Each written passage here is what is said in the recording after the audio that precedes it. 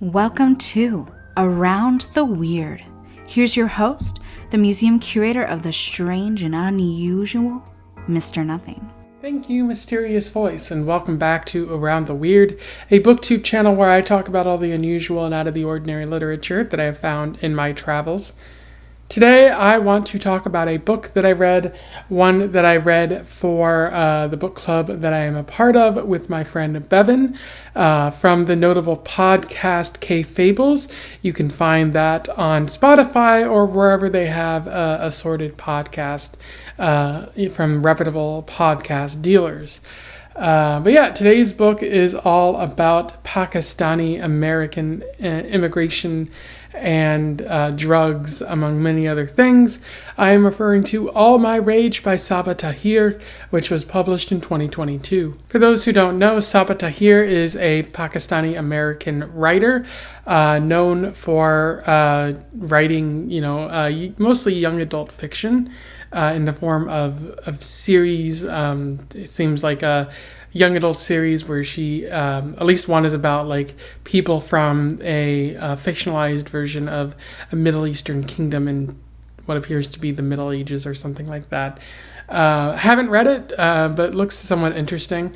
She's also written one novel, or, if you don't count young adult fiction novels, and a bunch of short stories as well. And she's also worked for the Washington Post. That's pretty much all I know about her. She seems to be a pretty new author, right? Getting her work originally published in 2015.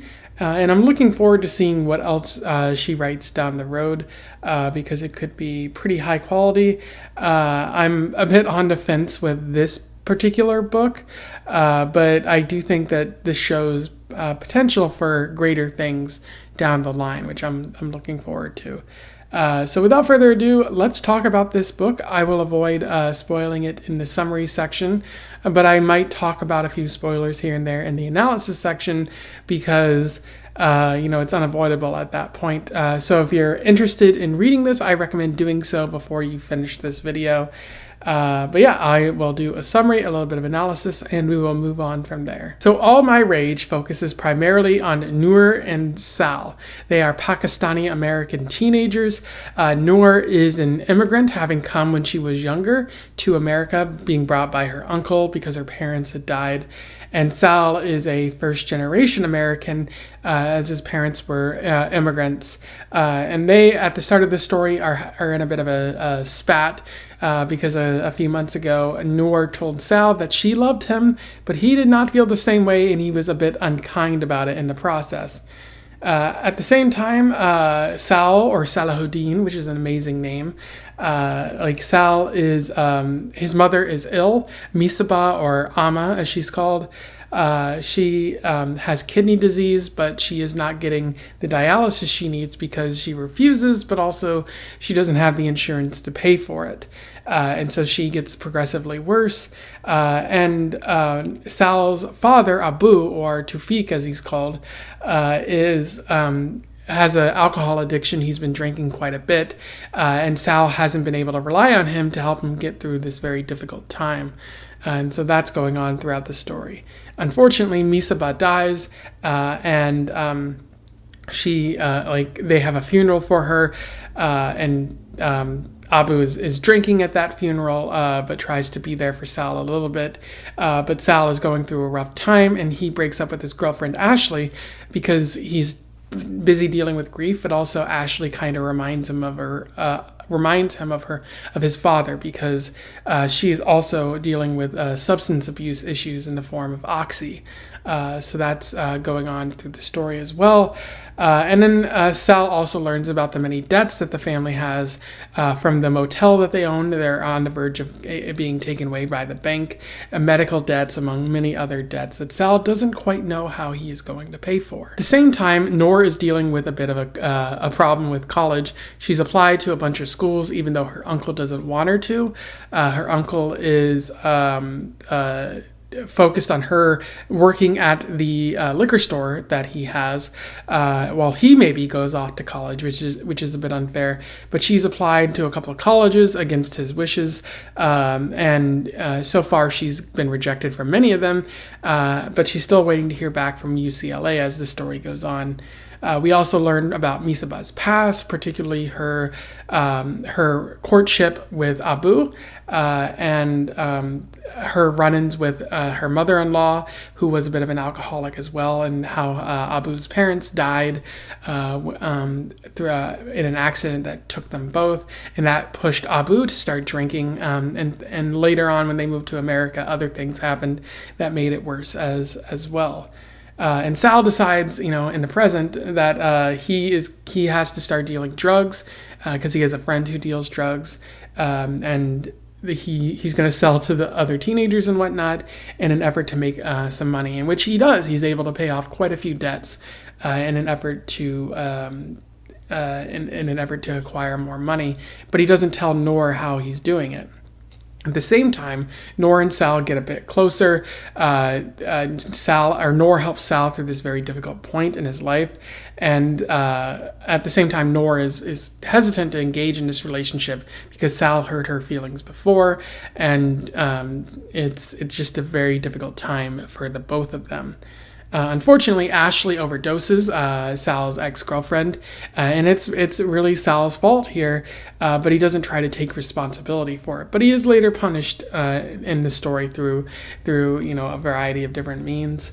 And Noor at the same time gets suspended because one of her classmates is racist, and they get into a fight, which gets her in a bit of trouble. But there is also comeuppance for this character as well, but I won't go into that. And later in the story, we find Chachu finds out that that Noor has been applying to college, and we see him beat Noor. But we also learn that this has been going on throughout the story in a very clever way. But it appears that Chachu has been abusive this entire time, and so she decides to run away, and she meets up with Sal to do so. And from there, the rest of the story, in a very chaotic way, takes place. It's very interesting, and also a lot of wonky things about it that I don't quite like, which I'll talk about in the analysis section. But again, I encourage you to go read it before you look at this analysis section here. In terms of analysis, there is a fair bit to talk about with All My Rage. A lot of good, but also a lot of bad, as I've noted before, and a lot of similarities to some of the other stories that I've read for book club and also not for book club. One of the themes that Tahir is working with here is that of despair. That seems to be the main emotion throughout the entire story. Everyone is super depressed, which is what I have written here. Indeed, everyone is deeply sad and dealing with a lot of trauma and a lot of drama in their lives. And a lot of this despair is turned to rage. That is the title of the story, and it is even a line in the book, All My Rage. Like everything building up, this despair turning to rage, and them unleashing it on various characters through the story that they view as a target of their problems, or just someone who is there who they can unleash upon for one reason or another. A lot of this despair comes through what's happening in the story. There's a lot of death, there's abuse, there's generational trauma. A lot of it is passed down from Abu and Amma to Sal, and passed down from Chachu to his niece Noor in this story. So a lot of things going on there, and there's also the crime that takes place in the story as Sal deals drugs and gets caught by the police, and there's an entire court case that takes place because Noor is viewed as equally guilty, and so that fills both characters with despair there. But there is an interesting quote that I would like to read to you from this. I don't know if I believe in hell, but if it had a sound, it would be the strangled howl of your father finally realizing that the love of his life is being put into the ground. And I feel like that gets at the fair display of despair in this story. Like Sal hearing his father cry in agony over knowing that he lost his wife.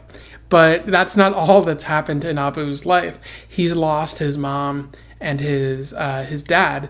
His mom drank, and like that seemed to directly correlate with their deaths, as they were both electrified in an accident.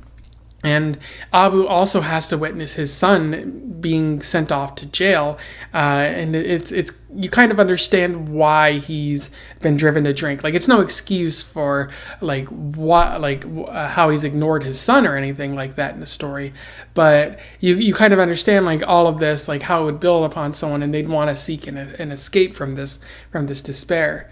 And like the other characters like seek to get out of this despair through other means, like religion. That's pretty big for Noor and Sal. Although Chachu, Noor's uncle, hates religion, views it as the opiate of the masses, and actively tries to persuade her not to go to the church. And then other people seek family and friends, but that doesn't necessarily always work, because although Amma very much believes in God, like when Abu is drinking, when he has his addiction and whatnot, like she finds it very difficult to have her faith in God. Although she does have a quote that she says, which I'll get to later, that gets at some of the feelings that she might have in this sort of like wondering about faith and whatnot. And then, like, even though you try to rely on friends, like Sal and Noor are at odds in this story, because Noor believes Sal is responsible for her problems, because like they both get busted for drugs, even though the drugs are Sal's. And it appears that Sal is going to like sell her out, or like Sal's lawyer is going to sell her out. So she can't really rely on him, even though she seems to deeply, deeply love him. And one of the questions that I have is like, what is all of this despair for? Like, what is Tahir trying to say? And I do feel like there might be a couple things that she's trying to say that don't quite land. Like, one of them is about struggle, like how life is a struggle. Specifically, one of the characters notes that life is a jihad, that life is a war, and that we struggle, and that we have to persevere through great odds, and that like it's the Princess Diaries quote: "Life is pain, princess. Anyone who tells you different is trying to sell you something." So there's that inherent struggle. So that might be one of the things that Tahir is trying to say. She might also be talking about the troubles that immigrants go through, because while this might not be like exclusive to Pakistani immigrants, a lot of immigrants deal with hard times, struggles with not being connected to family, being isolated in their community due to racism or pressure from people to not trust outsiders or whatnot, and general like concerns about how you're going to afford living in America as someone who hasn't lived here your entire life. So that does seem like one of the reasons for this despair, like as an explanation. But at the same time, a lot of what happens in the story doesn't seem exclusive to immigrants. Like, white people have to deal with selling drugs. White people have to deal with family troubles, like your father is a drunk or something like that. White people have to deal with this death, with this generational trauma, with crime and all of that. So it doesn't really seem like exclusive to immigration. So I don't think that quite makes sense what all of this despair is for. And sometimes like it feels like there's no real point to any of this, that bad things just keep happening through the story for the sake of trauma porn. And I've talked about this before with The Tribe of Fatherless Girls by T. Kira Madden, how she puts all of her trauma on display. But she doesn't really seem to be saying anything, although to some extent she might be talking about like her like rediscovering her heritage and whatnot, which makes sense. But here, there doesn't seem to be a reason for all this despair besides saying that life sucks. And certainly, that's not the first time an author has said that. So if that's what she's trying to say here, you're better off seeking another book. Like, although it is very well written, sometimes it has its problems, and like that message feels a bit like reused and recycled. Tahir also talks about fractured relationships in this story, noting that characters are at odds with one another, which seems to be a bit of an understatement. There's Abu and Sal in this story. Like, Abu has been drinking quite a bit, hasn't been there for his son, and Sal is very angry and rageful at his father, even though he probably shouldn't be, since you need to respect your elders in the Muslim culture. So there's that problem with with that relationship, that father-son relationship, which is sort of repaired by the end of the story, but not quite. Which is Tahir, noting that, not every relationship succeeds. Even though we want fathers and sons to be together, circumstances sometimes prevent that from happening. And then you see that with Sal and Noor, who they seem to love each other, but Sal is pushing her away, which we later learn is because he's been sexually assaulted, and he doesn't really remember it, but he also kind of does. His body remembers it, and so he doesn't really like to be touched. So he doesn't really want Noor to be all that close to him. Noor doesn't really understand this, and she gets angrier in the story when it turns out that Sal's been dealing drugs and has kind of gotten her in trouble as a result of it. And as much as she'd like to push him away completely, she feels a great love for him, showing that sometimes we love people who don't completely deserve it, and we can't shut certain people out of our lives because otherwise we might have no one, which is a very complex message, and I do commend Tahir for saying that. And then there's Chachu and Noor as well. Noor feels indebted to Chachu, which is why she's willing to sort of excuse his abusive behavior, although the other characters note that that's absolutely wrong. Ultimately, she chooses not to get him in trouble, and he kind of gets in trouble himself, although the law doesn't fairly judge him for that. And then there's Amma's kind of relationship with everyone in this story, seen as a beacon of light, except for Chachu, who hates her because of what she represents and how he doesn't really like women in this story. But even Amma, for as great as she could be, she still has her regrets in this story. We learned that she, her last words were forgive, which Noor takes to mean oh, you should forgive Sal because you two love each other. But it's actually forgive me. Amma is regretting something on her deathbed, noting how she could have turned Chachu in because she suspected that he was an abuser, but she didn't really see it, and so she's forgive me, as much as you loved me, I seem to have failed you. And so even though characters we hold up in high regard, they have their own doubts, they have their own internal struggles going on, and so that their relationships are a bit fractured. So I do like what Tahir is saying about these characters and how she represents these strong emotions and difficult relationships through these dyads. Tahir also seems to be talking about religion through this story. A lot of it is the Muslim religion, which is big among certain sections of Pakistanis, talking about what God means to Muslims and the idea of faith for Muslim individuals. We see that kind of reflected in Chachu because he absolutely does not love God. He has his own struggles with the Muslim religion and views it as an opiate for the masses. He's Marxian and whatnot, obnoxious in his atheism at times. And so much so that he sees Noor's seeking of religion as an affront to him, which might lead to his abuse. Ecclesiastes is also mentioned in this story. That's a Christian reference, but still God and the Bible and religion is heavily repped throughout this entire story. Particularly Amma talks about how God is like water in this story, how you should rely on God to find you and provide direction, even though it might seem unclear at times. And so that's kind of what Amma is talking about. I don't think the through line of religion is completely held up in this story, but a lot of what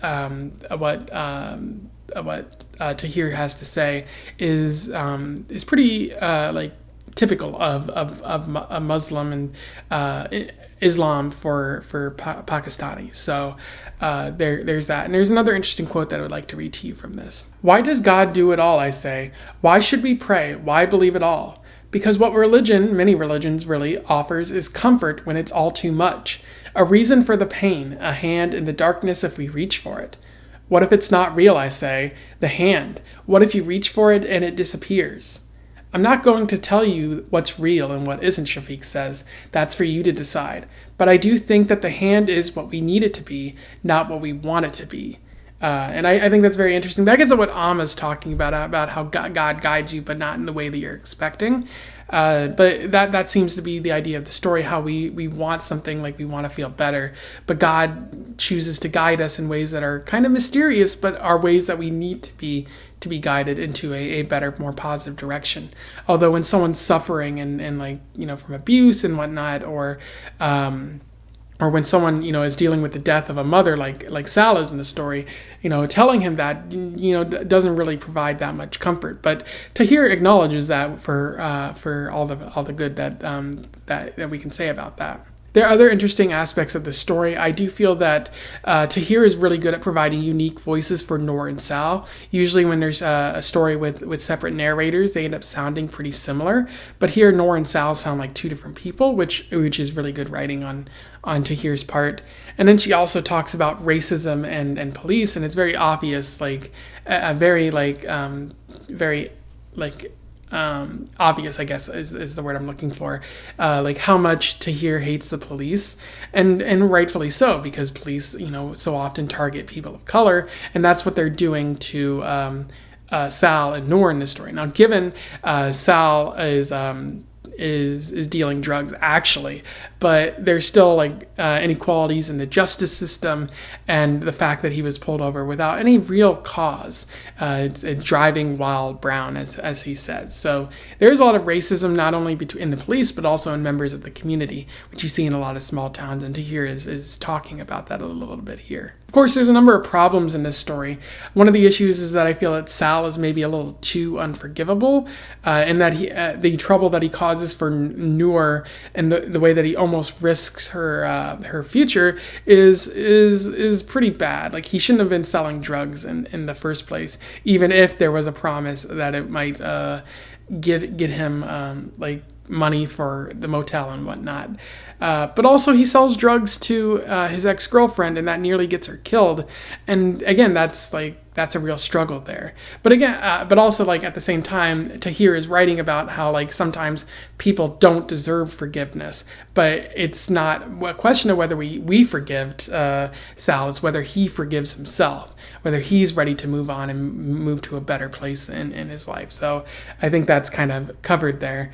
And then at other times, this feels like a hilarious parade of misfortune, like one bad thing after another. Like, most of the time, writers would focus on one or two things, but Tahir keeps bringing up misfortune after misfortune. Like, it isn't enough that Sabaa is sick, Sabaa has to die. It isn't enough that Noor and Sal are at odds. They have to, this has to create another conflict for them. It isn't enough that Sabaa's died, Abu is addicted to alcohol. It isn't enough that Abu is addicted to alcohol. Sal has to start selling drugs. It isn't enough that Sal sells drugs. He has to accidentally make it so that his ex-girlfriend overdoses. It isn't enough that his ex-girlfriend overdoses. It's that he's caught by the police now. And it isn't enough that he's caught by the police. It's that he has to confess and go to jail for a pretty lengthy sum of time. And so it's just misfortune after misfortune after misfortune, which is, by the time you get to the police, you're just kind of laughing because of how it's just added drama after added drama, which again, you don't quite understand what is all this drama for. What is all of it aimed at? Because with A Woman Is No Man, a book I read in the past, that drama was all being used to talk about the abusive relationships and toxic masculinity in Palestinian culture. And then in Beautiful Country, that drama, that additional trauma and whatnot, all of that was being used to discuss the immigration system. And here, it doesn't really feel like it's being used to do much of anything apart from creating additional drama to keep you hooked or something like that, which in a way is fine, but is also, it just feels trauma porny. You're just adding additional trauma without having any real direction to send it. And then the last thing I'll note is some of the cringier writing in the story. I did say that there's some pretty high quality writing, but it's paired with some of the most bizarre writing, and especially the bizarre sort of tone as well. Because in one instance of writing, Ashley is talking to Sal, and she asks if he's going to do right by Noor and confess to his crimes. And he's like, I'll try. And then Ashley's like, do or do not. There is no try. And it's like a reference to Star Wars and whatnot, but this feels like the absolute wrong moment to talk about it, because there's drama here. There's like, this character is talking about whether or not his friend is going to be sent away for a very long time. Her life is going to be ruined, and you bring up a fucking Yoda quote? That is weird. That just that upsets the tone majorly in this story, and like, the story barely recovers, in my opinion, because of how cringy it is.